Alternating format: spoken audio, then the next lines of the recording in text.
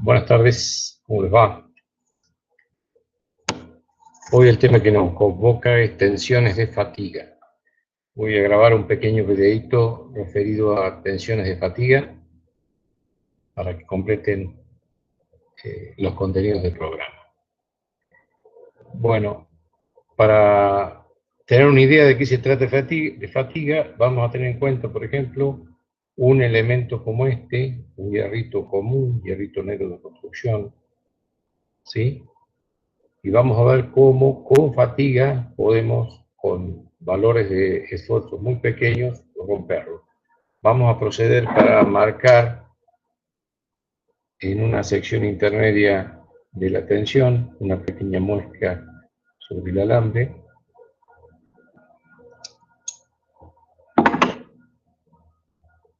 Y a ver cómo podemos romperlo, cortarlo, este elemento, con pequeños valores de esfuerzo, teniendo en cuenta la fatiga.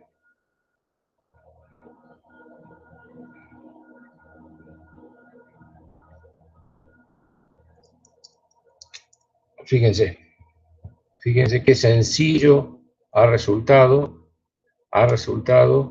cortar este material con un esfuerzo muy pequeño, el de mis manos,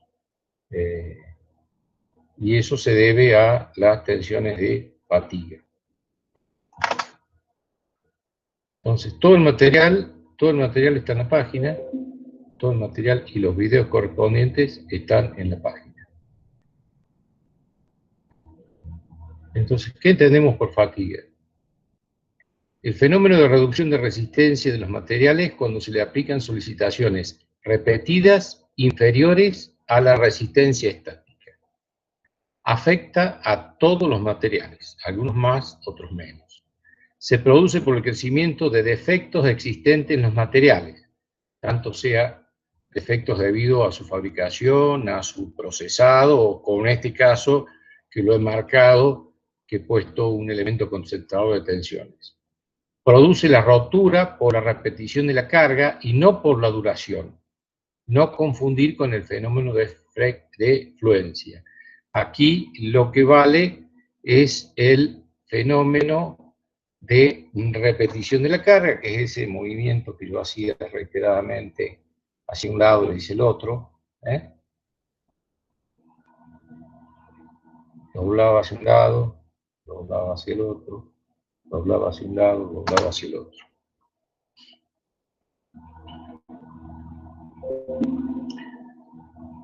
Entonces, produce la rotura por la repetición de la carga y no por la duración. Para algunos materiales hay un valor por debajo del cual no hay fatiga, llamado límite de fatiga. El tipo de fluctuación de la carga es un tipo de fluctuación sinusoidal de este tipo, de igual valor y periodo, y lo que produce en el material es algo por el estilo.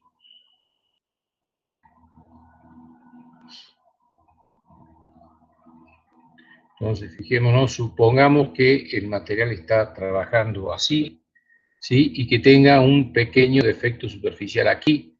Entonces aquí se inicia una pequeña fisura, una pequeña marcación del material, que a medida que se van cumpliendo, ampliando los ciclos estos, ese fenómeno se va acentuando, de esta fisura pasó a esta, ya incrementó, hasta que finalmente tiene un grado tal que produce la rotura del material por fatiga. En un ciclo, claro, ya nos estamos alejando de la dinámica, ya nos estamos alejando de la estática, ya son cargas fluctuantes y periódicas. Bueno, aquí hay un esquema de una máquina de fatiga para producir el ensayo. Aquí tengo la probeta, acá tengo la probeta, acá tengo el motor, y los fenómenos rotativos hacen que esa probeta, ¿sí?, tenga un ciclo de valores fluctuantes de tensiones, que va a hacer que el material,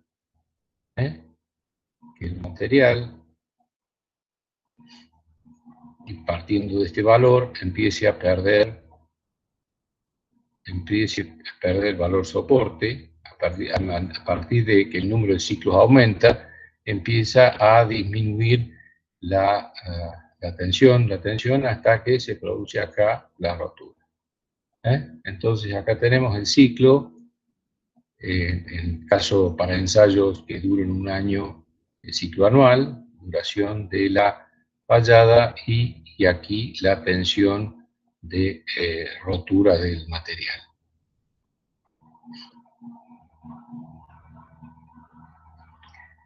Bueno, lo mismo ya con más detalle, el fenómeno de fatiga en función de los números de ciclos del ensayo o de el material a fatiga que se esté produciendo, ¿no? Hay que tener muy en cuenta en los establecimientos industriales los elementos estructurales que puedan estar sometidos a este tipo de fenómenos, ya sea porque estén en proximidad de máquinas, en proximidad de sectores donde se puedan producir o inducir en el material periódicos cíclicos de carga y descarga.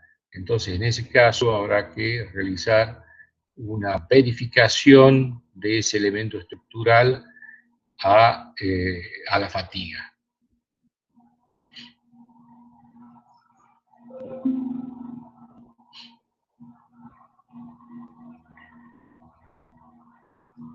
Bueno, del gráfico anterior podemos diferenciar tres zonas. Cuando nos referimos al gráfico anterior es a este.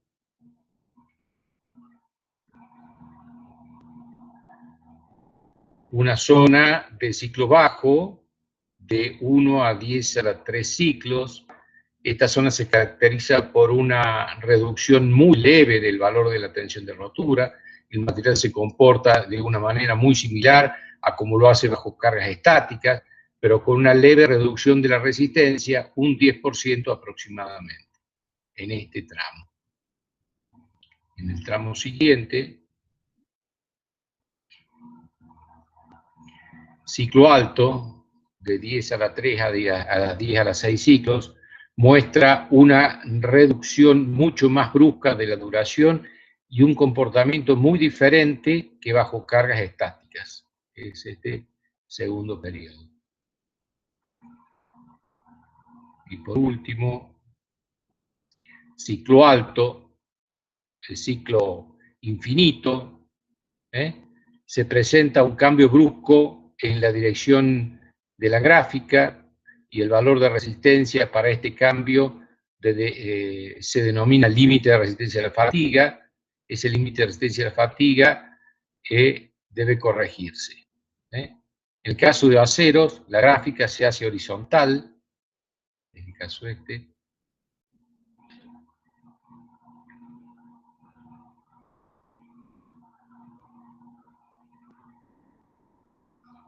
pero no se hace horizontal nunca para materiales no ferrosos y aleaciones.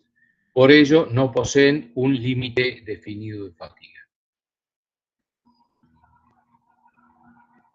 Bueno, hay muchos motivos por los cuales se produce la fatiga. Uno de los que vamos a resaltar, porque tiene que ver con los contenidos de la materia, es el de concentración de tensiones. Uno de los factores que más influye en la fatiga es, uno es la terminación superficial del material, otros son los defectos de fabricación, otros son las oquedades, pero uno que nos interesa mucho es el factor de concentración de tensiones, que es justamente el que yo he propiciado cuando al inicio de la grabación hice la marcación del elemento en ese lugar, y justamente en ese lugar se produjo el fallo de fatiga, porque previamente tenía un factor de concentración de tensiones. Entonces, debido a que un gran número de elementos poseen ranuras, chaveteros o muescas, es necesario considerar la reducción del límite de fatiga que implica. Para determinar el coeficiente K, seguiremos los siguientes pasos. Calculo el factor de concentración teórico debido a la geometría de la pieza, factor teórico de concentración y tensiones que vimos en la grabación anterior, con ayuda de las gráficas adjuntadas en el anexo A, y en función del tipo de material y naturaleza de las cargas a las que está sometido el elemento mecánico, podemos obtener el factor de sensibilidad a las ranuras con el que se ayuda en el siguiente gráfico. Para aceros y para aleaciones, en función del radio de la muesca, tenemos la sensibilidad que tiene dicho material a que se presente en él el fenómeno de fatiga. Eso lo debemos tener muy en cuenta para nuestro diseño y mantenimiento de los elementos industriales, que pueden estar sometidos a un fenómeno simultáneo de concentración de tensiones, y ellos, si se dan las condiciones externas de fatiga, pueden además estar sometidos a un fenómeno de fatiga que hace que ese material pierda al poco tiempo sus valores de vida útil, y ese material, como en el caso se corte, se rompa, o ese elemento estructural deje de funcionar. Bueno, aquí en los videos vamos a ver brevemente, a ver si podemos escuchar.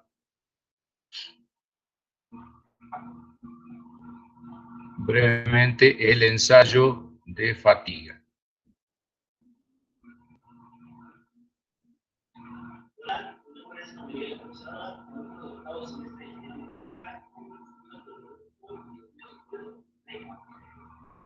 El objetivo de esta presentación es una manera clara y precisa en qué consiste el ensayo, en el cual vamos a decir diferentes propiedades mecánicas del material, donde podemos mencionar que la más importante es la fatiga.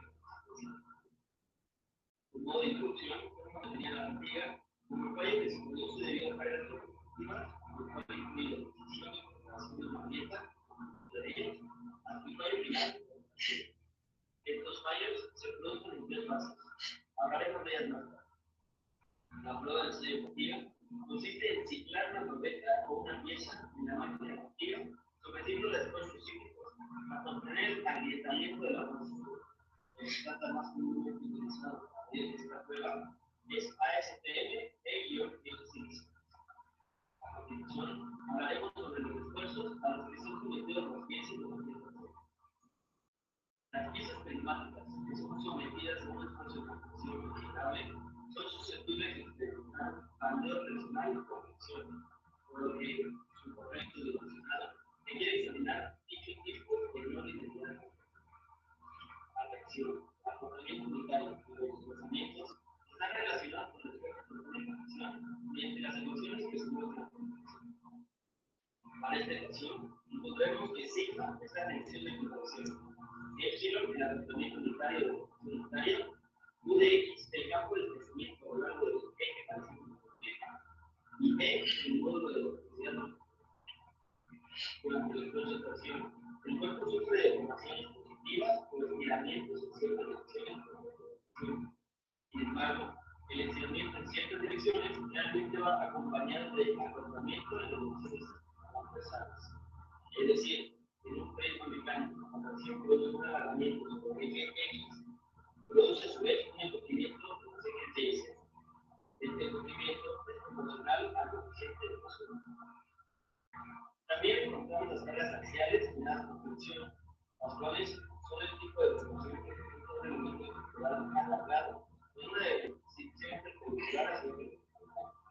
El término alargado se aplica cuando una dirección es dominante contra las otras. En un caso típico de las vigas, las que están sometidas para trabajar principalmente con la fricción.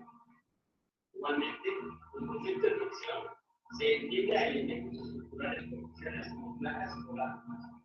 El esfuerzo que provoca la fricción se denomina momento de fuerza, el cual es un hecho de fuerza resultante de una distribución de fricciones sobre una sección transversal con una mecánica.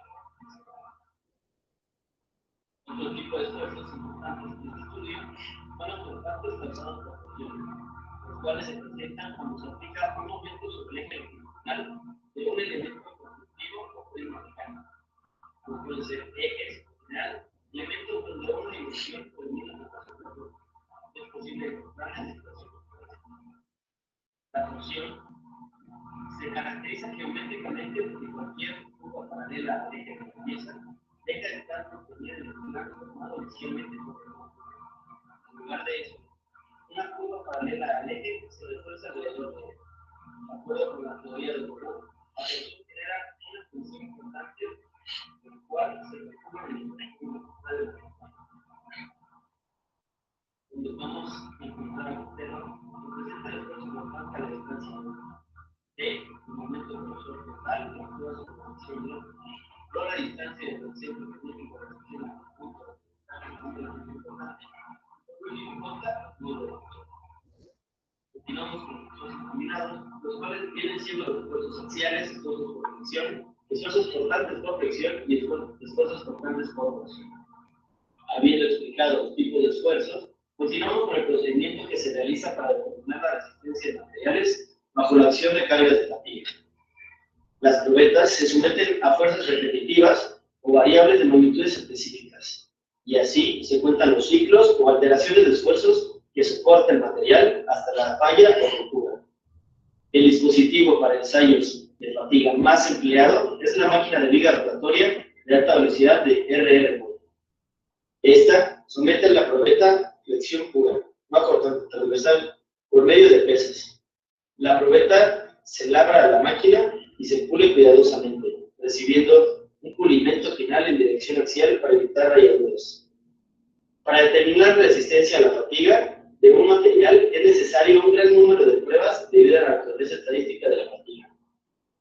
En caso del ensayo con la viga rotatoria, se aplica una carga constante de fricción y se registra el número de revoluciones de la viga que se requiere para la falla.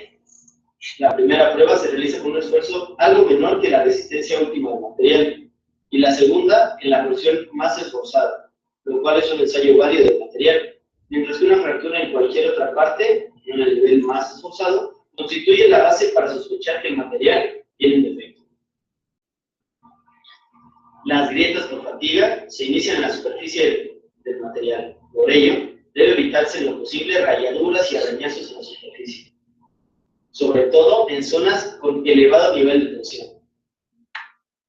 Cualquier tratamiento superficial que produzca un estado de tensiones residuales de compresión en la superficie de las piezas, aumentando la dureza de la superficie, incrementará la vida a la fatiga de la pieza. Existen tres fases de un fallo por fatiga. La primera, o iniciación, se presenta cuando una o más grietas se desarrollan en el material. Las grietas pueden aparecer en cualquier punto del material, pero en general ocurren alrededor de alguna fuente de concentración de tensión y en la superficie exterior, donde las fluctuaciones de tensión son más elevadas. La segunda fase, o propagación, es cuando alguna o todas las grietas crecen por efecto de las cargas. Además, las grietas generalmente son finas y de difícil detección. Por último, la fase de rotura se define como el momento cuando la pieza continúa deteriorándose por el crecimiento de la grieta, quedando tan reducida la sección completa de la pieza que es incapaz de resistir la carga desde un punto de vista estático, produciéndose la rotura por fatiga. Habiendo comprendido esto, continuamos con el procedimiento que se lleva a cabo en el ensayo de fatiga. Este ensayo se realiza en la máquina de RR, la cual sirve para determinar los ciclos que soporta una pieza con una carga establecida. A continuación, mostraremos una imagen que describe la máquina de RR. Aquí podemos observar los elementos que componen a esta máquina. De derecha a izquierda encontramos en primer lugar el contador, el cual determina el número de ciclos en el proceso. Posteriormente está el motor, el cual genera la rotación en la probeta. Después, podemos observar la probeta a la cual se le está haciendo la prueba y a su vez la carga que la misma debe soportar. Las probetas deben cumplir con los parámetros que se muestran a continuación, siendo su longitud de 3,0716 de pulgada, el diámetro menor de 0.3 pulgadas y el radio para el corte de 9,07 octavos de pulgada. Los resultados de una prueba de ensayo de fatiga se representan en una gráfica SM, donde S es el esfuerzo aplicado y N el número de ciclos en escala logarítmica. En la imagen que pueden observar de la vida de un material sujeto al ensayo de fatiga, se puede separar en vida finita e infinita. En la gráfica podemos encontrar un punto importante, el cual se muestra después de la curva descendente y hay un punto donde se convierte en una recta.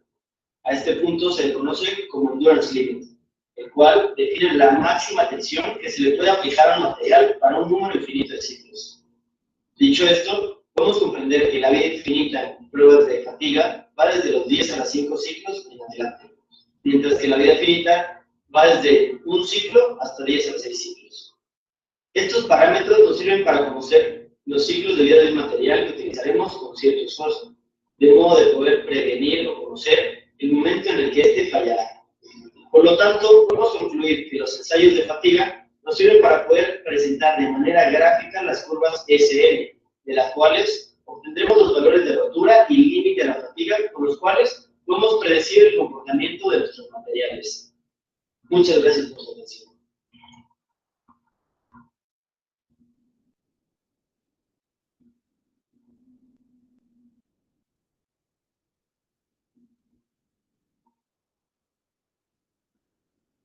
Bueno, espero que se haya podido escuchar bien. De todas maneras, si ha habido problemas por el sonido, es un material que está en la página. En la página está todo ese material. Así que, y hay otro video también. Bueno, espero que haya sido de utilidad. Este tema, como el anterior, son parte integrante del programa, si bien no corresponde con un trabajo práctico en particular, son muy importantes y obviamente van a ser tenidos en cuenta en las evaluaciones finales de la asignatura, en las mesas de exámenes. Bueno, cualquier duda, cualquier pregunta de este tema de concentración y tensiones, por favor me lo hacen saber en la próxima reunión que tendremos el martes a las 16 horas. Con esta temática damos por finalizado los contenidos teóricos correspondientes a resistencia de materiales. Espero que sea de su utilidad y por favor no dejen de leer el material y consultar los videos y anotar las dudas y consultas para que lo podamos atender en la próxima reunión que tengamos. Bueno,